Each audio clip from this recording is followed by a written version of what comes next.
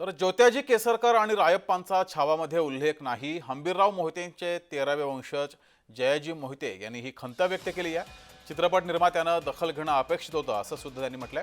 तर जयाजी मोहिते दिग्दर्शकांनी काहीतरी या संदर्भात केलं म्हणून त्यांच्याकडे चूक झाली, घरात बसून कुणी चूक करू शकत नाही असं संदेश देशपांडे यांनी म्हटलंय।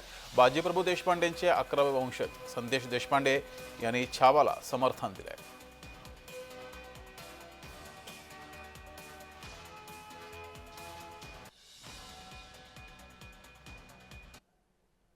बऱ्यापैकी लोकांच्या ह्याच्यावरती असं दिसतंय की संपूर्णच नाही म्हणता येणार आपल्याला, पण बऱ्याच गोष्टी चुकीच्या पद्धतीनं मांडलेल्या आहेत। त्याच्यामध्ये सोयराबाई राणीसाहेब असतील तर त्यांच्यावरती प्रचंड चुकीच्या पद्धतीनं चित्रण झालेलं आहे। त्याच्यानंतर ज्योतिजी केसरकर असतील, रायप्पासारखी जी मंडळी ते शेवटपर्यंत ते त्यांच्या बरोबर राहिलेली मंडळी आहेत। सावलीसारखी असणारी मंडळी यांचा कुठेही रोल दिसत नाहीये, कारण त्यांनी स्वराज्यामध्ये प्रचंड मोठं काम केलेलं आहे आणि ह्या मंडळींना बरोबर घ्यायला पाहिजे होतं।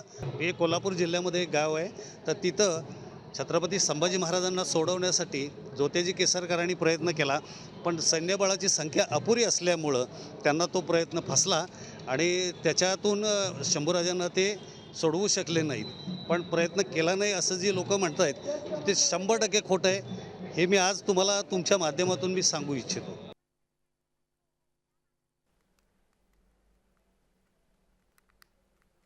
तर जुगल पाटील यांनी या संदर्भात बातचीत केलेली आहे, तीही पाहूयात।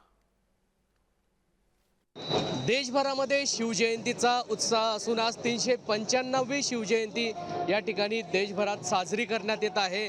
जळगावातील मराठा प्रीमियर लीग तर्फे या ठिकाणी हंबीरराव बाजी मोहिते हिंदवी स्वराज्याचे पहिले सेनापती, त्याचप्रमाणे बाजीप्रभू देशपांडे यांचे वंशज या ठिकाणी आलेले आहे।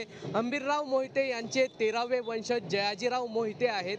त्याचप्रमाणे बाजीप्रभू देशपांडे यांचे 11वे वंशज संदेश देशपांडे आपल्यासोबत बातचीत करण्यासाठी आहे। आम्ही त्यांच्याकडून या ठिकाणी जाणून घेणार आहोत। सध्या छावा चित्रपट हा प्रेक्षकांच्या भेटीला आलेला आहे। या चित्रपटाला एक मोठा प्रतिसाद जरी मिळत असला, मात्र काही ठिकाणी या चित्रपटामध्ये जे दृश्य दाखवण्यात आलेले आहे हे दृश्य पाहून संतापलेले तरुणांनी थिएटरचे पडदे सुद्धा या ठिकाणी पाडलेले आहेत। काय सांगणार? नाही, नक्कीच बरं का, पण बऱ्यापैकी लोकांच्या ह्याच्यावरती असं दिसतंय की संपूर्णच नाही म्हणता येणार आपल्याला, पण बऱ्याच गोष्टी चुकीच्या पद्धतीनं मांडलेल्या आहेत। त्याच्यामध्ये सोयराबाई राणीसाहेब असतील तर त्यांच्यावरती प्रचंड चुकीच्या पद्धतीनं चित्रण झालेलं आहे। त्याच्यानंतर ज्योतिजी केसरकर असतील, रायप्पासारखी जी मंडळी ते शेवटपर्यंत ते त्यांच्या बरोबर राहिलेली मंडळी आहेत। सावलीसारखी असणारी मंडळी यांचा कुठेही रोल दिसत नाहीये, कारण त्यांनी स्वराज्यामध्ये प्रचंड मोठं काम केलेलं आहे आणि ह्या मंडळींना बरोबर घ्यायला पाहिजे होतं।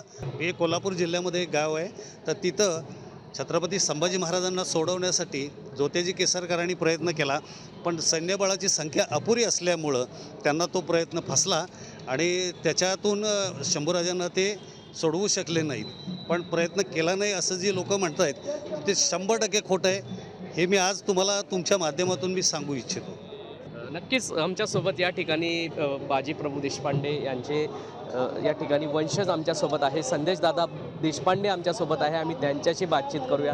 दादा, काय सांगणार? सध्या छत्रपती संभाजी महाराजांच्या जीवनावर आधारित छावा चित्रपट प्रेक्षकांच्या भेटीला आलेला आहे।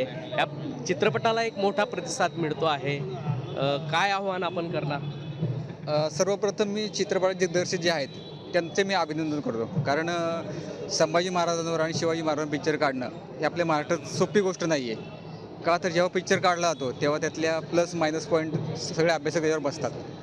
तर हे मी तर म्हणतो शिवधनुष्य ते त्या माणसांनी नक्कीच पेललेलं आहे आणि आपण आता त्यांच्यावर काही चुका दाखवत बसायचं तर मला नाही वाटत हे चांगली गोष्ट आहे।